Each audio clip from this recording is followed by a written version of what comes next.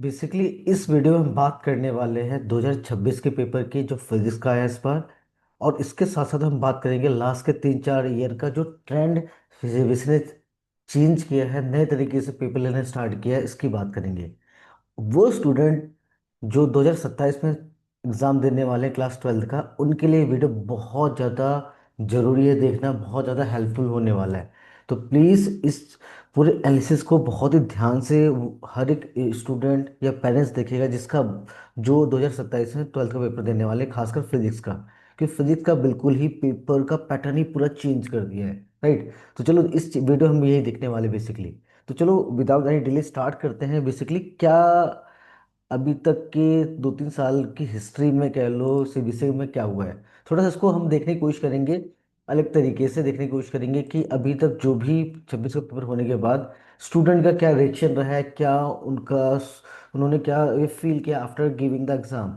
तो कहीं ना कहीं आप टीचर स्टूडेंट न्यूज़ में कहीं ना कहीं एक चीज़ ही पाएंगे कि कहीं ना कहीं जो पेपर का पैटर्न है पहले जो था, कहीं ना कहीं थ्योरेटिकल ज़्यादा रहता था।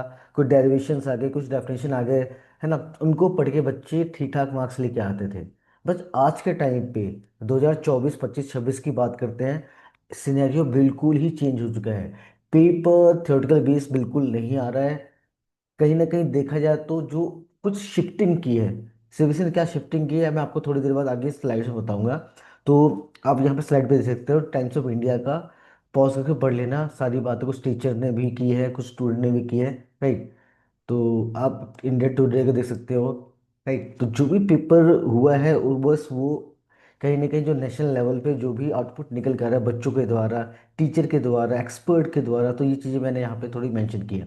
तो चलिए हम फाइनली बात करते हैं कि सीबीएसई करना क्या चाहता है। देखो सीबीएसई ने कुछ ट्रेंड शिफ्ट किया है। शिफ्ट क्या किया है, पहले जो हमारा, जैसे मैंने बताया, जो क्वेश्चन पेपर था रोट लर्निंग पे था। रोट लर्निंग का मतलब क्या है कि वही कुछ चीज़ें रट ली, कुछ डेरिवेशन याद कर लिए, बार बार प्रैक्टिस कर ली, एग्जाम दे लिया, बढ़िया हो जाता था। बट अब सीबीएसई क्या चाहता है कि ये जो हमारा रूट लर्निंग वाली थ्योरी है, ये चीज़ भी कहीं ना कहीं कॉन्सेप्चुअल और कॉम्पिटेंशियल क्वेश्चन पे जाए। तो बिकॉज जो हम हमारी जो नई पॉलिसी है एनईपी 2020, उसके अकॉर्डिंग ये चीज़ फिट बैठती है और यही हमारी दुनिया को आगे चाहिए। क्योंकि हमें रटने वाले तो नहीं चाहिए, हमें चाहिए कि चीज़ें कोई कॉन्सेप्चुअली समझे, उसको अप्लाई करे रियल लाइफ में, ये चाहिए हमें, है ना। तो थोड़ा और आगे डिटेल में बात करते हैं इसके बारे में, कॉम्पिटेंसी बेस्ड क्वेश्चन, ये क्या बातें चल रही है, ठीक है। तो जैसे मैंने बताया कि हमारा जो गवर्नमेंट की पॉलिसी है, नेशनल एजुकेशन पॉलिसी 220 के अकॉर्डिंग, हमारे मेन फोकस किस पर शिफ्ट होने वाला है। अकॉर्डिंग टू सीबीएसई जो भी पेपर पैटर्न बनने वाला है आगे भी, एनालिटिकल थिंकिंग और problem solving skill, that means कि इसको बोलते हैं कॉम्पिटेंसी स्किल कहते हैं। अभी कॉम्पिटेंसी का मतलब क्या होता है समझते हैं, ठीक है। डी साइड समझते हैं, एक मिनट रुकिए। अब मीनिंग क्या होता है, देखो अगर मैं थोड़ा शॉर्ट में बात करूँ, कॉम्पिटेंसी बेस्ड क्वेश्चन का मतलब क्या होता है, तो आप इनका यही सिंपल सी बात है कि स्टूडेंट को एक एबिलिटी डेवलप करनी है कि जो भी कॉन्सेप्ट वो पढ़े उसको एनालाइज करके उसको अप्लाई कर सके किसी सिचुएशन को, फिजिक्स की गिवन सिचुएशन, कॉन्सेप्ट की सिचुएशन को, कह लो कि किसी लॉ डेरिवेशन में जो भी प्रिंसिपल यूज है उनको अप्लाई कर सके, और ग्राफ को, डायग्राम्स को इंटरप्रेट करके उसका आंसर दे पाए, और कुछ ऐसी कुछ नई अनफैमिलियर नई प्रॉब्लम के सामने आ जाए तो उसको डील कर सके, उसको सोच करके सही डिसीजन ले सके, राइट।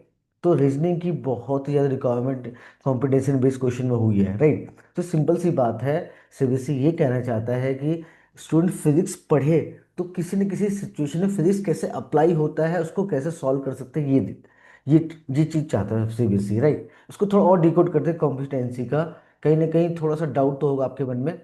अब देखो, जो सीबीएसई पैटर्न फॉलो कर रहा है कॉम्पिटेंसी बेस्ड क्वेश्चंस का, सो यू कैन सी इसमें आते हैं केस बेस्ड क्वेश्चन आते हैं, एसेशन रीजनिंग क्वेश्चन आते हैं, ग्राफ और डेटा के क्वेश्चंस आते हैं, सिचुएशन बेस्ड क्वेश्चन आ रहे हैं, राइट। और उसके अलावा कॉन्सेप्चुअल न्यूमेरिकल तो है, और न्यूमेरिकल भर भर के आ रहे हैं इस बार। देखा जाए तो इस बार के में भी अच्छा खासा न्यूमेरिकल आया था, पिछले साल तो बहुत ज़्यादा न्यूमेरिकल आए थे, राइट। तो ये सारी चीज़ें कॉम्पिटेंसी बेस में आती हैं। इवन दो मैं आगे स्लाइड में शो करूंगा, तो अगर 70 मार्क्स का फिजिक्स का पेपर होता है तो भाई 35 से लेकर 40 मार्क्स के तो कॉम्पिटेंसी बेस्ड क्वेश्चन आ रहे हैं, समझ में आ रहे हैं। राइट। दैट्स वाई इसको डिस्कस करना डिटेल में और समझना जरूरी है। चलो वन बाई वन हर एक टाइप के कॉम्पिटिशन बेस्ड क्वेश्चन को समझते हैं। एक्चुअली ये होते कैसे हैं। जैसे मैं केस बेस्ड स्टडी की बात करूं तो इसमें क्या होता है, एक पैराग्राफ दे दिया जाता है अबाउट द एनी कॉन्सेप्ट, और उस पर मल्टीपल क्वेश्चन पूछे जाते हैं। राइट। फॉर एग्जांपल आपको दे दिए question based satellite orbiting around the earth. अब उससे रिलेटेड जो भी आपके ग्रेविटेशन फोर्स हो गया, वेलोसिटी, एनर्जी हो गया, ऑर्बिटल वेलोसिटी हो गया, इस टाइप के क्वेश्चन पूछे जाते हैं। तो ये केस बेस्ड क्वेश्चन में आते हैं, और जो एटलीस्ट दो क्वेश्चन तो आ ही रहे हैं। आप ध्यान से देखना, एटलीस्ट दो क्वेश्चन हर साल आ रहे हैं। ठीक है। वही 5 5 मार्क्स के होते हैं, समझ लो। एक तो आते ही आता है भाई। दूसरा है असिस्टेंट रीजनिंग। ये सबको पता है, काफी टाइम से करते आ रहे हैं, शुरुआत से ही देखा जाए तो। अगर आप 11th में होगे तो 11th से स्टार्ट हो गया होगा। ठीक है। मैं तो कुछ स्कूल्स में 9 10 से स्टार्ट कर देते हैं। नेक्स्ट आता है ग्राफ और इंटरप्रिटेशन बेस। अब जैसे इसमें कोई ग्राफ दे देता है, उसको इंटरप्रेट करके उसको देख के समझना होता है कि इसका स्लोप क्या देगा, इस पे स्लोप पे कोई क्वेश्चन पूछ लेगा। राइट। क्या कोई ट्रेंड पूछ लेगा इसके बारे में, ग्राफ क्या शो कर रहा है। तो कहीं ना कहीं ये क्या डेटाबेस क्वेश्चन है बोले तो, ग्राफ बेस। नेक्स्ट क्या है, वेरी इंपॉर्टेंट, जो बच्चों को सोचने मजबूर करना चाहता है, सिचुएशन बेस्ड क्वेश्चन। और इसमें क्या होता है, इन क्वेश्चन को एमसीक्यू की फॉर्म में वो पुट करता है हमारा सीबीएसई।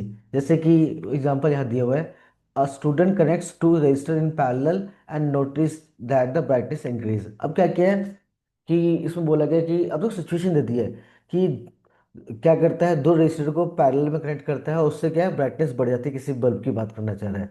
अब इससे रिलेटेड कुछ भी क्वेश्चन पूछना स्टार्ट कर देगा आपको। तो ये क्या है, सिचुएशन बेस्ड क्वेश्चन।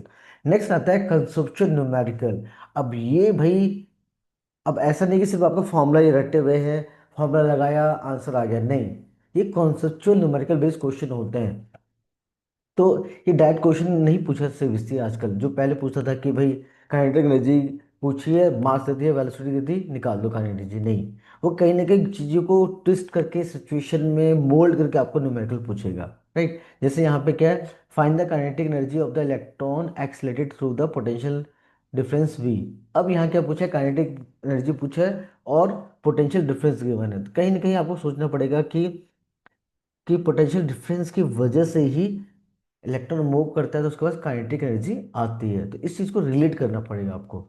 ठीक। तो ये थे सारे कॉम्पिटेटिव बेस्ड क्वेश्चन। अगर मैं मार्क्स की बात करूँ, जैसे मैं पहले बात बता चुका हूँ, अभी के टाइम पे जो वेटेज है कॉम्पिटेंसी बेस्ड क्वेश्चन का 50% का राउंड है, जिसमें सारे ये एमसीक्यूज वगैरह आ जाते हैं। तो यू कैन अंडरस्टैंड कि 50% का मतलब होता है 35 40 मार्क्स होते हैं 70 में से। राइट। अगर इसमें आपने बेसिक कमांड अच्छी कर ली, बेसिक कह रहा हूँ, कमांड नहीं कह रहा हूँ, बेसिक कमांड अच्छी कर ली, तो आपकी जर्नी 2027 में बहुत बेहतरीन होने वाली है।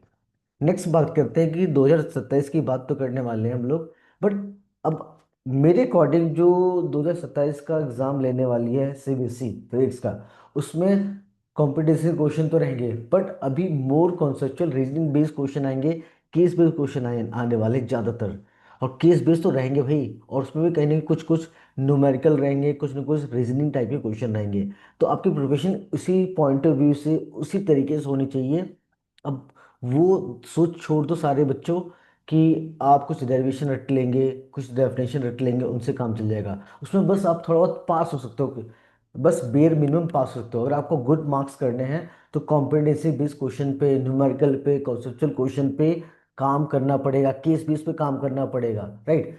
तो आई होप कि आपको ये जो एनालिसिस थी 2026 तक की, 24 से लेकर 26 तक की, और जो 27 में पेपर आने वाला है, ये कहीं ना कहीं कुछ क्लैरिटी आपको मिली होगी। अगर आपको, आप चाहते हैं कि ऐसी क्लैरिटी आपको मिलती रहे और अपडेट आपको मिलती रहे, आपको पता चलेगा आपको कैसे प्रिपरेशन करनी है 27 के हिसाब से, डे वन से ही, तो प्लीज़ इस वीडियो को सेव कर लो, लाइक करो, और चैनल को सब्सक्राइब कर लो, क्योंकि मैं बहुत ज़्यादा ही डीप में जाने वाला हूँ।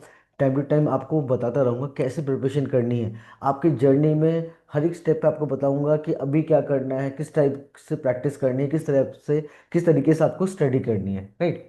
तो thank you so much watching this video, जिसने भी देखा है। और चैनल को सब्सक्राइब करें बिल्कुल मत जाना, क्योंकि अगर आपने सब्सक्राइब नहीं किया तो कोई ना कोई वीडियो लूज कर दोगे, और कहीं ना कहीं ये अफेक्ट डालेगा आपके मार्क्स पे।